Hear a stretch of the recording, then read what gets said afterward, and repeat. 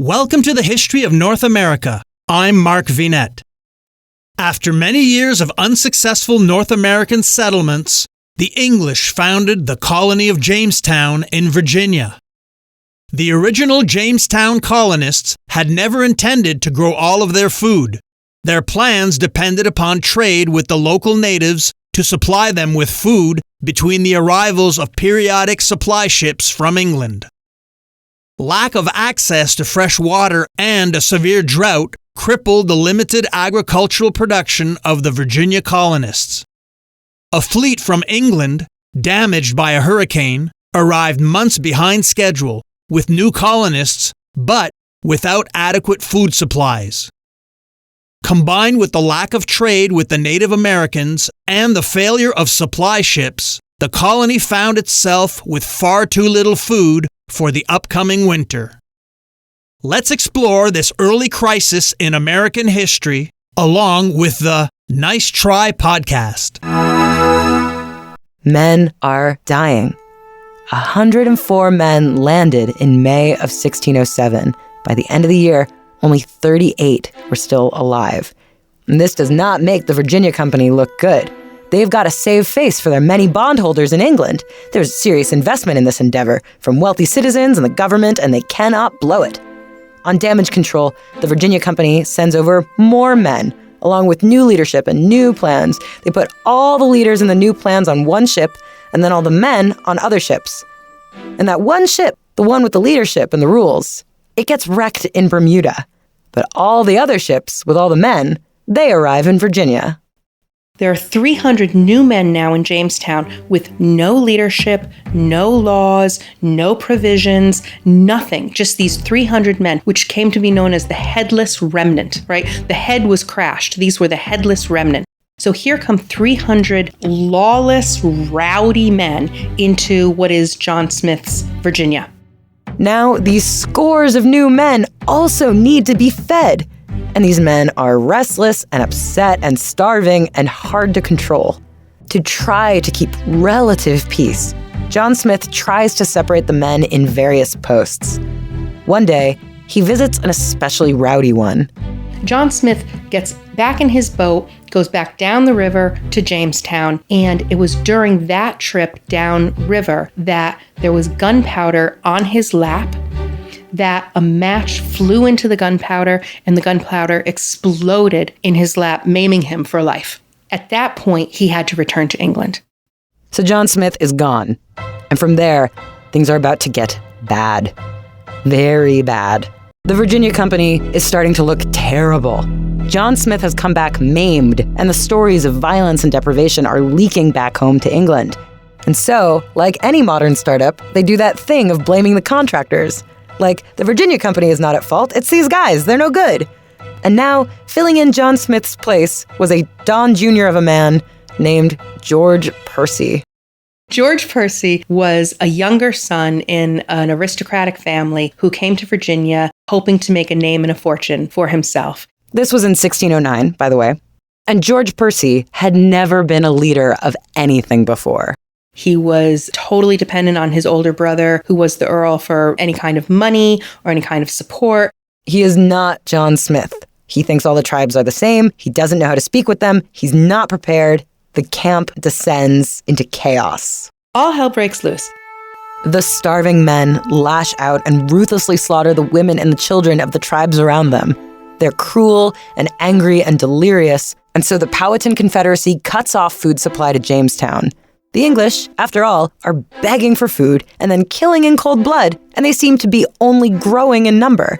These dangerous men must be contained. And the Powhatan essentially say that if any English leave their fort, they'll be murdered. And they were.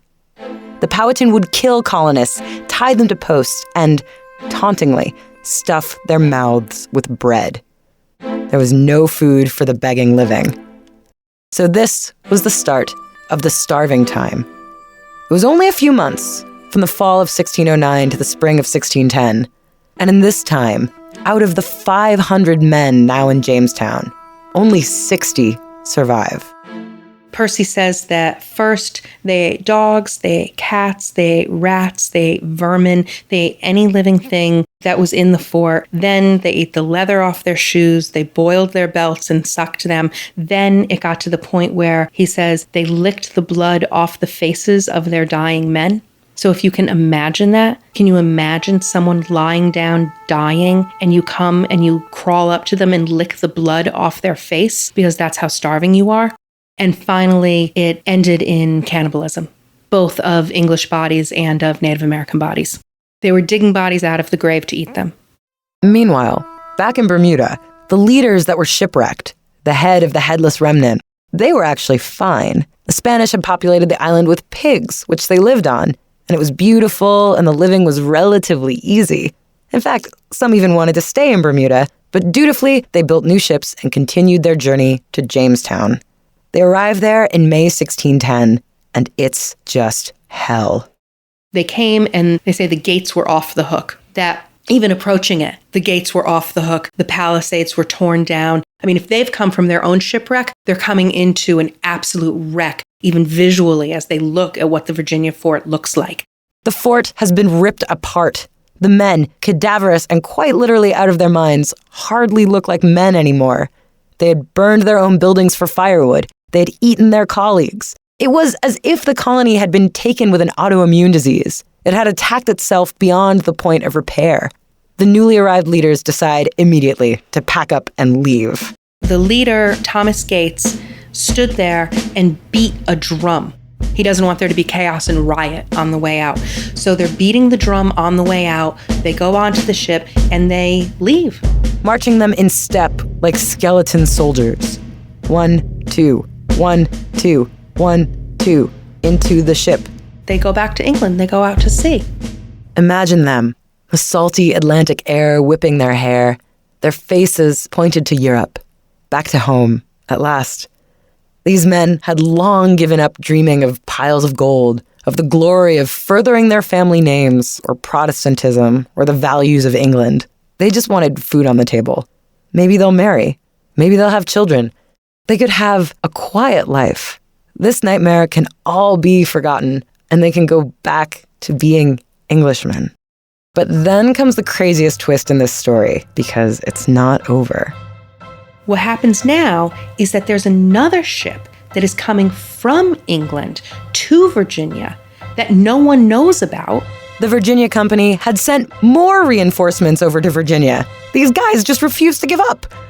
And this new ship intercepts the fleeing men, and this new ship says, nope, you're not going to England. Turn around. We are all going back to Jamestown. So now they turn around, these men who have been through starving time, who have been in the fort, who have been through the nadir, who have been cannibals, now are turning around going back to Virginia. And now this new leadership is extremely aggressive, and the men are traumatized and livid. The men come back to attack Virginia, full of fresh fury. And then they take Virginia with a vengeance. And that is the beginning of the First Anglo-Powhatan War. Next time, we continue our exposé on the colony of Jamestown. SY from New York posted a 5-star review on Apple Podcasts titled, "A Fantastic Podcast. Mark Vinette tells the story in an enjoyable way. Always interesting and informative. Keep up the great podcasts, Mark." Here's EY's 5-star review. "Great stuff. Wow. I love this podcast. Each episode is the perfect length with great audio production. Mark presents each subject in a concise manner and does not get caught up in the digressions other podcasters often fall into. Viewing history on a continental level, instead of just with certain political borders, breathes fresh life into the history I thought I knew. Thank you for the wonderful comments, messages, ratings, and reviews.